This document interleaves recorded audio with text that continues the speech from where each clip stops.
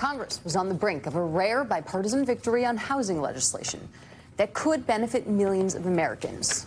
That was before President Trump derailed those plans. Wednesday, the president abruptly canceled the signing ceremony for the 21st Century ROAD to Housing Act, saying he will not sign it until Republicans first pass his federal elections bill, the Save America Act. The spokesperson for Speaker Mike Johnson told MS Now Friday that the speaker plans to send the housing bill to Trump on Monday, which means that the president now has 10 days to sign, veto, or just let the bill become law. The housing bill would prevent corporate investors from buying up single-family homes to rent out, streamline certain regulations home builders must follow to get federal financing, and it would also give more federal dollars to local governments that build more housing. Even if the bill does become law, experts warn that relief for Americans eager to buy homes will not come anytime soon, and certainly not before the November midterms. Ben Metcalf, the managing director for the Turner Center for Housing Innovation at UC Berkeley, told the New York Times, quote, "Basically nothing in here is going to be felt change on the ground come November." Joining us now is Democratic Mayor of San Diego, California, Todd Gloria. He's also the president of the U.S. Conference of Mayors, and also with us is Republican Mayor of Columbia, South Carolina, Daniel Rickenmann. Mayors Rickenmann and Gloria, thank you so much for joining us this morning. I want to start with you, Mayor Rickenmann, because of your party affiliation.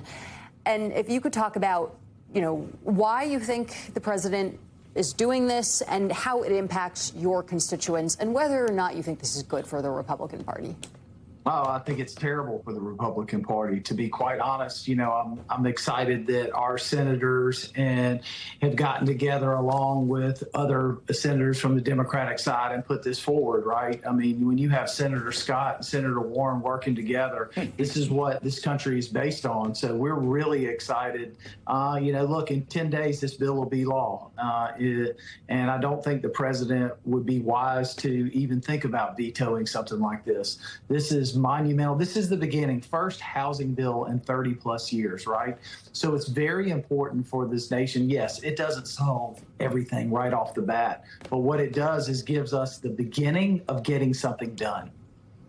Mayor Gloria, housing, lack of housing, how high the rent is, that has been such a central part of what the American people have been begging Congress, mayors, governors to work on.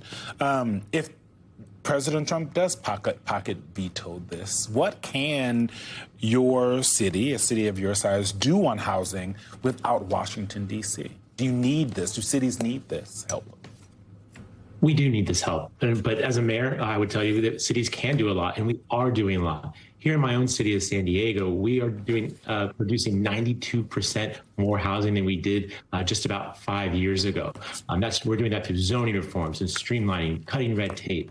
But Eugene, I tell you, as Daniel and I work together as the president and vice president of the United States Conference of Mayors, the hundreds of mayors who are members of our organization, red states, blue states, coastal, inland, all of us are dealing with a housing affordability crisis. And so to your question, when it's national in scope, we need national support to solve this problem.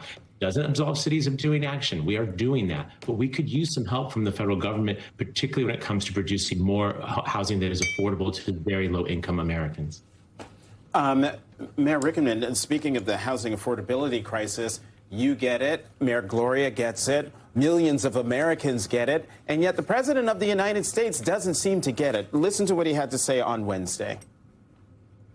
I said I'm not signing the housing bill. I want to see what happens. We said, look, the housing bill is housing. I made billions of dollars with housing. I know housing better than anybody, maybe anywhere. It's all about the interest rate.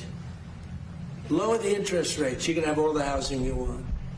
But you have to understand, I don't want to hurt people that own houses too. These people, for the first time in their lives, they have valuable houses. They become rich. I don't want to hurt them either. I mean, that's not the concern here. It's the concern should be about the people who want to own homes and can't afford to own homes. 100%. And what's interesting is several weeks ago and months ago, he's talked about how this is important. It's the #1 issue across America. Every city, and I think our president said it well, it doesn't matter if you're a Democratic city, a Republican city, whatever, there's 3.5 million units needed across this country. And yes, there are pathways to home ownership in this, right?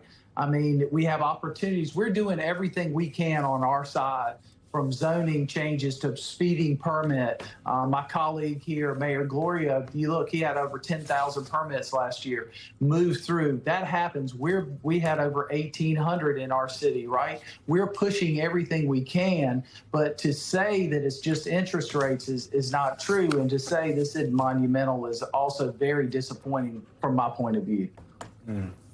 Mayor Gloria, I'm wondering what you are hearing from other Republican colleagues and Democratic colleagues as well, your mayors across the country, about the back and forth that the president has had with members of his own party this week on this housing bill. I think we've all kind of come to the conclusion this is a snatching defeat from the jaws of victory. You know, as Daniel was saying a moment ago, overwhelmingly bipartisan votes. I mean, this is 85-5 in the Senate, right? People coming together across ideological lines to get this done. And we felt good about it. We think this bill is very helpful. And it is correct. It'll take a while for it to be felt by Americans. But time's a wasting. Let's get on with it. And the president could have signed this on Wednesday. We could have had a joyous moment. And then Daniel and I would have gone back to our city halls and started working to build more homes. Right now, we're in a 10-day purgatory period. And this is a crisis. We need help now. And next week is the first of the month. Millions of Americans are going to be paying the rent. And we all know that for too many of them, they can't afford it. And right now, we need to give them some hope. This bill can provide hope to Americans who want to know whether or not they're going to be able to afford the rent. And more importantly, eventually achieve the American dream of buying their own home.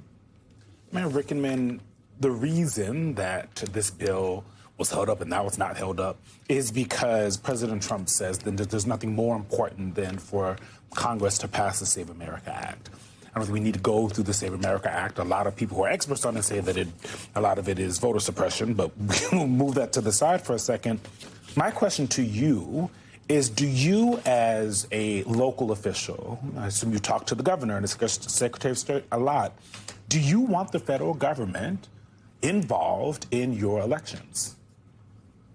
Look, we want to have open and fair elections, right? But the Save America Act is not the most important thing today. That this 21st century road to housing, along with working on infrastructure and healthcare and all these things that affect our people day in and day out. And I think that's the difference here, is that when we're on the ground, we're in churches, we're in grocery stores, we are the frontline defense for cities, states, counties, federal government. We hear it all and we see it all. And folks today are worried about those basic needs and in housing and where they're going to live and opportunities for home ownership to create generational wealth and grow forward. It is very important for us to protect the integrity of elections 100%.